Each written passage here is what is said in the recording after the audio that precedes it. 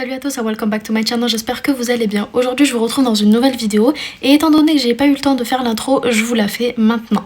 Le principe est simple, on va parler de la série Winx Club, ou plutôt du dessin animé Winx Club, dans un court résumé assez fou. Je vous laisse directement avec le reste de la vidéo et on se retrouve à la fin. Mais n'hésitez pas à mettre un petit pouce en l'air et à vous abonner à la chaîne si c'est pas déjà fait avant de commencer. Et surtout de venir me suivre sur mes réseaux sociaux, notamment Instagram, TikTok ou encore Twitch, étant donné que j'ai commencé les lives là-bas. Bref, je vous laisse, enjoy la vidéo.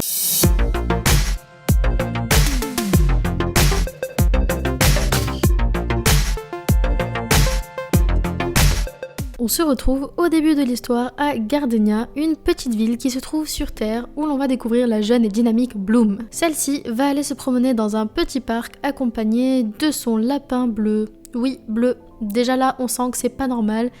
Mais bref, elle va faire la rencontre de Stella qui est tout simplement en train de se battre avec un ogre. Pas vraiment discrète la meuf, pourquoi faire ça sur Terre? Vous avez pas genre un royaume entier dédié à la magie? Bloom va vouloir l'aider et balancer une boule de feu à l'ogre et découvrir que, oh là là, c'est une fée! Et que Stella aussi du coup. Après cette révélation d'à peine quelques minutes, Bloom décide de partir à l'école des fées à Alphea. Puis il y a moi, qui attend plusieurs mois avant de décider de changer de couleur de cheveux. Ouais, on n'a pas toute la même vie, hein. Arrivée à Alphea, Bloom rencontre ses roommates et elles vont décider de devenir meilleures amies et de former un club, le Winx Club. Rapide l'amitié dis donc, ça me rappelle moi en 6ème quand j'ai proposé à la fille avec qui je rigolais depuis 10 minutes de devenir ma BFF. Merci les Winx, quel bel exemple d'amitié. Bloom va rapidement se rendre compte qu'à Magix, il n'y a pas que l'école des fées, mais également l'école des spécialistes ainsi que l'école des sorcières. Mouahahaha, les méchantes de l'histoire, les tricks. Ouais bah c'était tellement stylé que je voulais être la pote de Darcy. Tu m'étonnes que par la suite j'ai eu que des relations amicales ultra toxiques. Bloom s'intègre à l'école, elle suit ses cours de magie au lieu des cours de maths, la petite vénarde. Stella se fait voler sa bague, elle la retrouve, elle fout le Winx Club dans la merde, bref, des ados de base. Entre temps, Bloom découvre qu'elle possède la flamme du dragon et les Trix vont vouloir l'attaquer plutôt que Stella. Bloom rencontre Brandon qui est en fait Sky, un prince avec qui elle se met en couple après 5 minutes d'interaction. Le Winx Club passe son temps en cours à la poursuite des créatures envoyées par les Trix et à faire du shopping. La belle vie quoi. En dehors des fois où elles ont toutes failli crever et la fois où elles étaient de corvée à l'école. Genre il y a tout un épisode où elles font le ménage dans un château immense, tout est normal. Lors d'une fête, Riven est victime d'un accident et accuse Bloom d'en être responsable. Alors persuadé que Darcy lui a sauvé les miches, il quitte ses amis et Musa Sago à ce moment-là pour partir avec elle. PS, j'étais in love de Riven. Ceci explique cela. Pendant ce temps, Stella, la fée du soleil et du narcissisme, participe au concours de beauté qu'elle gagne bien évidemment. Bloom retourne chez elle sur Terre et découvre grâce à un rêve qu'elle a été adoptée. Ceci explique cela. Elle n'était donc pas une sandbourbe. Enfin, vous avez compris quoi. Elle met donc tout le monde en danger pour comprendre qui elle est et potentiellement retrouver sa mif. Chiante quoi. Les Trix passent le plus clair du temps à bitcher sur les fées et à trouver des stratagèmes pour les tuer, tout simplement. Bloom finit par découvrir qu'elle est la princesse de Domino et déjà qu'elle était bien chiante, alors là, le melon va lui monter à la tête. On apprend qu'en plus, elle a une sœur qui s'appelle Daphné. Bref, toute la fin de la saison 1 parle de Bloom et uniquement de Bloom. Les spécialistes essayent tant bien que mal d'être des hommes alpha et de venir en aide aux Winx, ça marche une fois sur 3, le reste du temps, ils se vont sauver les miches par les fées. Ensuite, le pouvoir de l'amitié fait la moitié du taf et Bloom retrouve la flamme du dragon parce qu'elle y croit. Fin de la saison 1. On découvre un nouveau personnage dès le début de cette nouvelle saison, Layla ou Aisha, franchement je sais plus. Bref, les fées reprennent les cours, Bloom découvre une pièce secrète dans l'école avec une mini-fée. Au même moment, notre Aisha, enfin Layla, enfin je sais pas, cherche à sauver 8 mini-fées de la prison du Phénix de l'ombre. Un nouveau méchant, bien plus méchant que les Trix, fait son apparition, Lord Darkar, qui va tout simplement essayer de tuer Layla. Mais elle réussit à s'échapper et se réfugie à Alphea. Elle fait la rencontre du Winx Club qui vont rapidement l'intégrer au groupe. Eh ben, elles sont généreuses en amitié, dis donc. Les Trix se font libérer par Lord Darkar et elles vont travailler avec lui pour atteindre les Winx. Ça commence à devenir une obsession les filles là. Les Winx tentent de sauver les mini-fées, elles y arrivent même si elles sont littéralement à ça de mourir à chaque instant. Mais bon, à force, elles ont l'habitude. Brandon, le mec de Stella, se fait kidnapper et est forcé à un mariage pour sauver Stella. L'ambiance quoi. Mais heureusement, avec le pouvoir de l'amitié et de l'amour, mais aussi des mini-fées, les Winx, accompagnés des spécialistes, arrivent à sauver Stella et Brandon. Elia fait son apparition, elle, beau gosse du dessin animé, les Trix volent le codex. Le nouveau prof est un petit peu trop proche de Bloom. Celle-ci découvre qu'en plus de tous ses pouvoirs, elle peut guérir les gens. Genre c'est devenu un ange maintenant. La mère de Bloom a un procès au cul et Layla et Musa vont en boîte de nuit en attendant la fin du procès. Ça n'a aucun sens. Sky, cet idiot, apprend que son ex est en danger et va la sauver avec sa meuf actuelle. Tout est normal. Musa veut devenir chanteuse, mais son père veut pas. Spoiler alerte, elle en a rien à foutre et va quand même chanter. Bloom et les Winx vont fêter Halloween chez Mitzi, la pyramide de Bloom. Ouais, ça aussi c'est normal. Bloom devient Dark Bloom à cause d'un sort et elle est trop stylée. Elle aide donc Lord Darkar à voler le codex. Les filles découvrent le Charmix, en gros elles évoluent telles des Pokémon. Flora et Elia se pécho pour notre plus grand bonheur. Bloom a encore été kidnappée et tout le monde part pour la sauver. Elle est pas censée être la fée la plus puissante elle. Elle se refait transformer en Dark Bloom et une grande bataille a lieu. Bien évidemment, les Winx gagnent. Fin de la saison 2. On se retrouve à la saison 3 avec les Trix qui étaient donc piégés sur Omega qui arrivent à s'échapper. Mais en se libérant de leur prison, elles libèrent au passage celui qui sera le nouveau méchant de cette saison, Valtor. Pendant ce temps, les vacances d'été sont là et les Winx sont invités dans le royaume de Stella à Solaria pour un bal. Stella découvre que son père va se remarier et elle est pas trop contente. La nouvelle marâtre et sa belle-fille, aidée par Valtor, transforment Stella en crapaud et elle jette un sort au père de Stella pour qu'il veuille tuer celle-ci. Sympa la belle famille, dis donc. Les Winx sont en danger à cause de Valtor et tentent de fuir. Rien de nouveau quoi. Stella, grâce à son amitié avec les Winx et son amour pour Brandon, parvient enfin à retrouver son apparence normale. Et ouais, rien ne vaut le pouvoir de l'amitié, moi, je vous le dis. Les Winx partent à la guerre contre les Trix. Malheureusement, à la suite d'un mauvais sort jeté par Valtor, Layla perd la vue. Et à côté de ça, Valtor a l'irrépressible impression de connaître Bloom, mais ne parvient pas à se rappeler d'où. Ils ont tous un problème avec Bloom, sérieux. Layla parvient à sauver la reine des sirènes qui était en danger en renonçant à sa propre guérison de la vue. Elle obtient son Enchantix grâce à son sacrifice. Elle retrouve finalement la vue. Vous inquiétez pas. Vous vous souvenez de Jaspro, l'ex de Sky? Ouais, bah elle est de retour. Eh ouais, je vous avais dit que c'était pas une bonne idée de la sauver celle-là. Parce que cette dernière, qui veut reconquérir Sky et évincer Bloom, va tout simplement se rallier à la cause de Valtor. Quelle merveilleuse idée. C'est la fête des 1000 ans d'Héraklion, la planète de Sky. À cette occasion, il veut annoncer officiellement que Bloom est sa fiancée. Mais Jaspro, aidé par Valtor, lance un sort à Sky qui rejette Bloom publiquement et se fiance avec Jaspro. Et ouais, voilà pourquoi faut pas rester en contact avec ses ex les amis. Le père de Stella est en grand danger, un dragon menace de le brûler vif. Stella décide alors de sauver son père, normal tu me diras, et elle se sacrifie. Elle gagne son Enchantix. Les Winx et deux des spécialistes, Brandon et Riven, retournent à Héraklion pour comprendre le comportement inhabituel de Sky. Ils découvrent qu'il est sous l'influence de Valtor et Stella brise le sortilège grâce à la poussière de fée. Valtor prend le contrôle de la tour nuage et des sorcières. Il se lance à l'assaut d'Alfea pour y prendre les sortilèges magiques. Et pendant que les fées et les professeurs défendent l'école, les Trix s'introduisent dans la bibliothèque d'Alfea. Et Darcy y met tout simplement le feu. Faudrait peut-être penser à renforcer la barrière magique de l'école, non? Bref, Musa va sauver la princesse Mélodie qui était enfermée dans la bibliothèque et en se sacrifiant, elle gagne son Enchantix. Vous vous rendez compte quand même que pour gagner ce pouvoir, elles doivent littéralement clamser. Genre, c'est un dessin animé pour enfants ou un film d'horreur là? La guerre continue et Madame Faragonda, la directrice, se retrouve piégée dans un arbre. Ouais, dans un arbre. Les Winx la sauvent grâce au pouvoir de l'amitié, bien évidemment. Après ça, les Winx vont sur la planète de Flora. Et là, c'est le pire épisode de toute ma vie. Il m'a littéralement traumatisée à l'époque. Flora se noie en sauvant sa petite sœur Miel. Et grâce à son sacré... Bref, vous avez compris, elle gagne son Enchantix. Et grâce à ses nouveaux pouvoirs, elle bat les Trix à elle toute seule. GG Flora. Bon, après c'est au tour de Tecna qui va refermer un portail de la dimension Oméga en se sacrifiant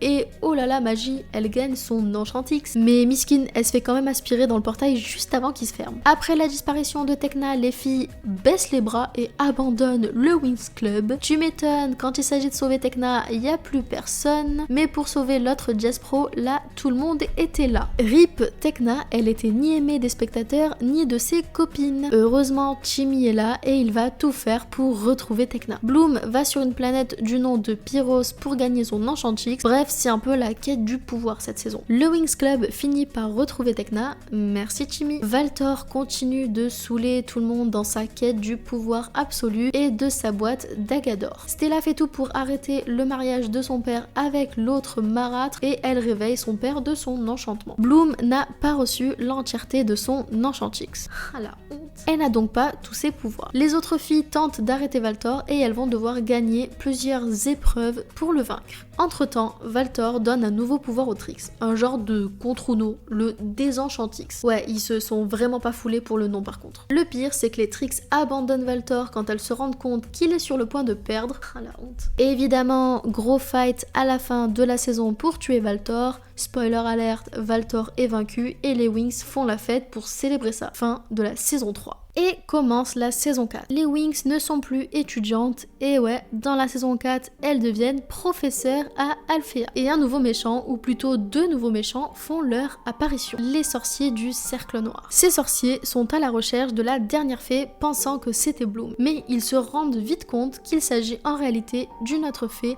qui vit sur Terre. Bah ouais, sinon c'est pas drôle en fait. Comme par hasard, cette fée se trouve à Gardenia, dans la même ville où Bloom a grandi. Quelle coïncidence, dis donc. Les Wings vont donc aller sur Terre pour retrouver la fameuse fée. Pour passer incognito, les Wings vont ouvrir une animalerie avec des animaux plutôt spéciaux et des mini-fées qui passent leur temps à voler dans le magasin. Clairement, il y avait d'autres moyens d'être plus discrets, mais bon, on va rien dire. Les spécialistes les rejoignent sur Terre, à croire ils peuvent pas se séparer les uns des autres. Entre temps, les sorciers transforment les animaux de l'animalerie en gremlins.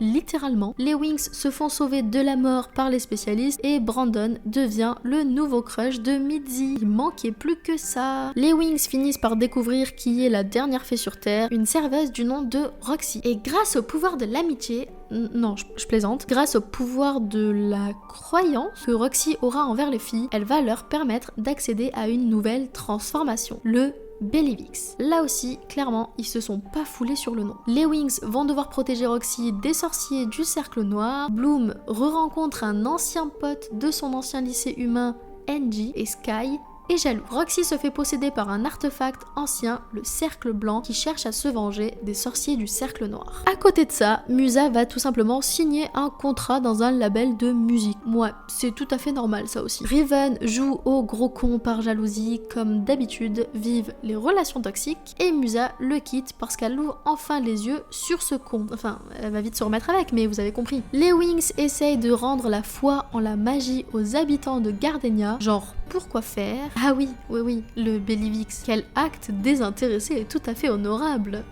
Roxy apprend qu'elle peut parler aux animaux, stylé le pouvoir, bien mieux qu'utiliser des fluides. Désolée pour la balle perdue Layla. En parlant de Layla, Naboo la demande en mariage, le père de Roxy se fait kidnapper et en voulant l'aider, elle se fait kidnapper à son tour. Du coup, Kiko et les animaux du magasin vont pour les sauver. Ouais, le daron et la fée se font sauver par des animaux. Roxy se transforme enfin en fée, son chien meurt. Ouais, je sais, c'était violent. Des voleurs d'animaux arrivent sur Terre, les Wings doivent protéger leurs animaux. Je sais, ça devient de plus en plus what the fuck là. Mitzi se fait transformer en sorcière par les sorciers du Cercle Noir. Musa se fait engager pour chanter au mariage de Jason. Bon, c'est un dessin animé magique ou pas là? Tecna crée un monde alternatif grâce à sa technologie et y enferme le Cercle Blanc pour le protéger des sorciers du Cercle Noir. Pas de bol, ça sert à rien, les sorciers arrivent quand même à entrer dans le monde alternatif pour récupérer le Cercle Blanc. Les Wings se font enfermer en prison mais réussissent à en sortir, bien évidemment. Elles libèrent au passage les sorcières du Cercle Blanc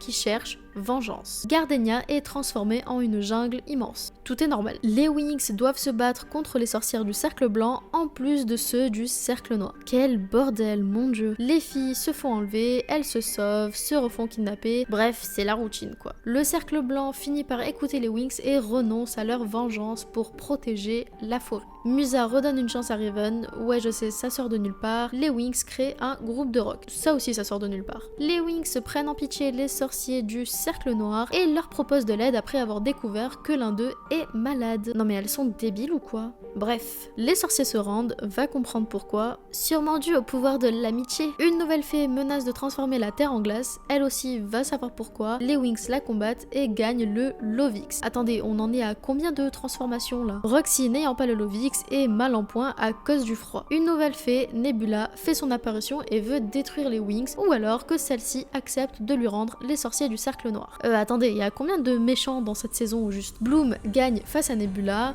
le procès des sorciers du cercle noir arrive, mais Ogron décide de se rebeller. Naboo décide d'intervenir pour sauver les Winx, et il meurt. Ouais, il meurt. Je sais, c'est assez violent. Layla essaye de le sauver, mais c'est déjà trop tard. Et pour finir, Layla, qui cherchait à se venger de la mort de Naboo, se retrouve face aux Winx qui tentent de l'en dissuader.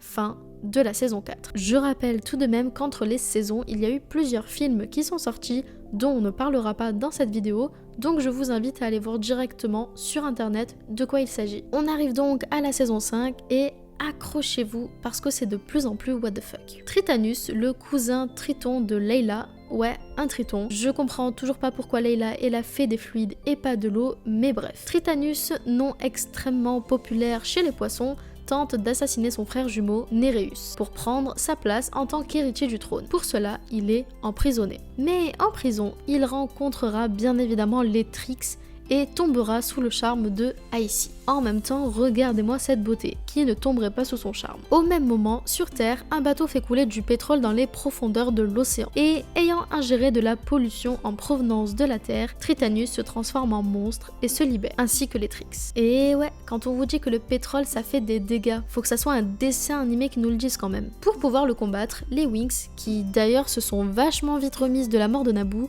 paix à son âme, vont aller à la recherche d'une énième transformation, le Sirenix. Ça se passe sous l'eau, donc Sirène, Sirenix, ils se font vraiment pas chier pour trouver les noms, je vous l'avais dit. Mais pour avoir le Sirenix, elles doivent utiliser l'Harmonix. Il y a eu combien de transformations depuis le début là? Donc on a eu l'Enchantix, le Bellivix, l'Harmonix et maintenant le Sirenix. Ah, et on me dit dans l'oreille qu'il y en a encore au moins 3. Super. Bref, revenons-en à nos moutons, ou plutôt à nos tritons. Les Winx vont devoir vaincre Tritanus et les Trix en un cycle lunaire, allez comprendre pourquoi, sinon elles perdent tout leur pouvoir à tout jamais. Et comme si cela n'était pas suffisant, Tritanus tente de voler les gemmes magiques aux piliers sous-marins qui protègent l'équilibre de la dimension magique, afin d'activer le trône et de devenir l'empereur de l'océan infini. Wow, c'était la plus longue phrase what the fuck que j'ai jamais dite de ma vie. Bref, c'est un peu les pierres d'infinité si vous voulez. Du coup, les Winx vont aller à la recherche de ces gemmes pour les trouver avant lui. On a le retour de la Sista Daphné qui va aider Bloom dans sa quête, Sky va perdre la mémoire et les filles cherchent une plante magique, ainsi qu'un cheval magique qui se trouve au bord d'une falaise. Les Winx trouvent le livre Sirenix et elles récupèrent le pouvoir Harmonix. Je sais, accrochez-vous, c'est un casse-tête monstrueux. Durant cette saison, les Winx feront la connaissance des Selkie, petites créatures avec lesquelles elles tisseront des liens et qui sont les gardiennes des portails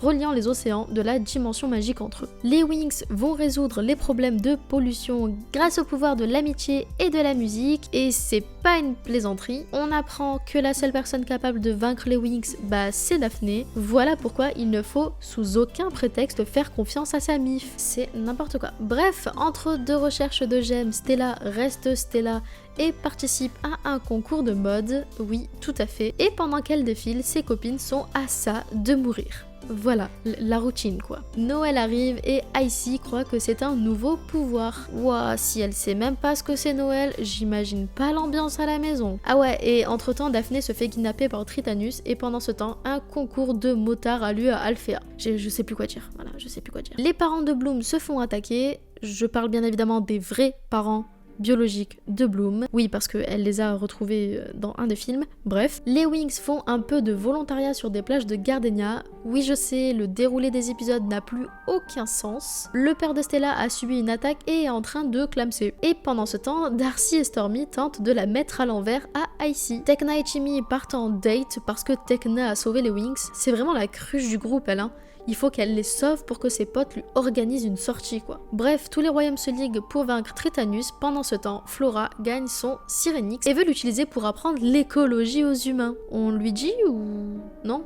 Ok. Et on arrive à la fin de la saison 5, il y a une grosse bataille comme d'habitude, les Trix prennent la fuite et les Winx font tout pour sauver Daphné et Layla. Bon, clairement, l'histoire part un peu trop en cacahuète, donc je vais accélérer un peu. Une nouvelle année commence dans les 3 grandes écoles de Magix. Parmi les nouvelles élèves de Tournuage se trouve Selina, une amie d'enfance de Bloom, complètement sortie de nulle part, devenue sorcière. Non, parce que je ne sais pas si vous vous souvenez de la saison 1, mais Bloom avait littéralement 0 amis. Bref, elle est capable de ramener à la vie les légendes contenues dans un mystérieux livre appelé le Légendarium. Ils savent vraiment, mais vraiment plus quoi inventer. Bref, les Trix veulent s'en emparer comme d'habitude et prennent possession de la tour nuage. Lors d'une attaque, les Winx perdent leur pouvoir, à l'exception de Bloom, comme par hasard. Toujours elle sur un piédestal. Au final, elle partage sa flamme du dragon avec ses amis, ce qui, après un grand acte de courage, leur donne un nouveau pouvoir, le Bloomix. Bon, sérieusement, on en est à combien de transformations là? Je suis complètement perdue. Puis Bloomix quoi, ça va le melon? Genre la transformation porte littéralement le nom de Bloom. Bref, Selina poursuit son propre but, libérer Acheron, grand sorcier maléfique, qui est lui-même le créateur du Légendarium. Ouais, clairement, elle est pas là pour le pouvoir de l'amitié et de l'amour. Les Winx, aidés par Eldora, qui est la fée marraine et ex-mentor de Selina, ne sera pas de trop pour empêcher les Trix et Selina de continuer à l'utiliser. L'unique moyen d'y parvenir est de reconstituer la clé du Légendarium afin de le fermer à jamais. Ne me demandez pas, je ne sais absolument pas ce que ça veut dire. Pour cela, les Winx devront faire appel à des baguettes magiques qui leur donneront le pouvoir Mythix. Non mais stop là, en une saison, elles ont eu le Bloomix et le Mythix. C'est des cartes Pokémon que t'achètes au tabac du coin ou quoi? Bref, le Mythix leur permettront d'entrer dans le mystérieux monde du Légendarium. Au cours de l'aventure, Riven quittera le club en laissant Musa encore. Il sait vraiment pas ce qu'il veut celui-là. Hein. Ah oui, et Elia se fait congeler par Icy à un moment. Puis cette dernière devient la Reine des Neiges. Bah non, pas celle-là quand même. Ah oui, et Frankenstein tombe amoureux de Tecna aussi. Voilà, c'était juste une anecdote comme ça. Selina libère Acheron, dont la première action est de piéger les Trix dans le Légendarium. Il trahit ensuite Selina en ne lui donnant aucun pouvoir en échange. Ah bah chais, voilà. Bref, gros combat comme d'habitude, et cette fois-ci, les Winx réussissent à piéger Acheron et les Trix à tout jamais. Ah bordel, saison 7.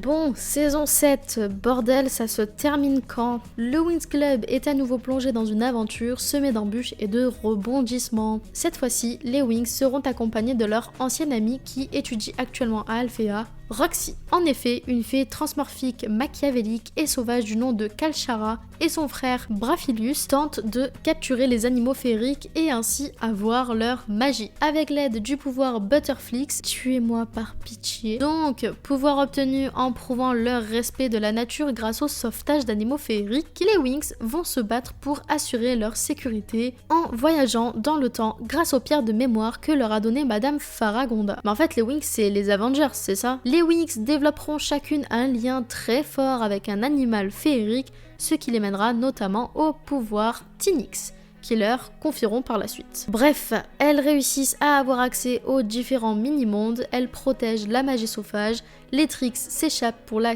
15e fois, mais tranquille, les Winx sauvent tout le monde et détruisent les Trix. Bref, je sais que la série ne s'arrête pas là, mais pour ma part, je pars du principe que la saison 7 est la vraie dernière saison. J'espère que ce petit résumé complètement foireux de la série Winx Club vous a plu. Si c'est le cas, n'hésitez pas à mettre un petit pouce en l'air et à vous abonner à la chaîne si c'est pas déjà fait. Et pour ma part, je vous retrouve la semaine prochaine dans une nouvelle vidéo.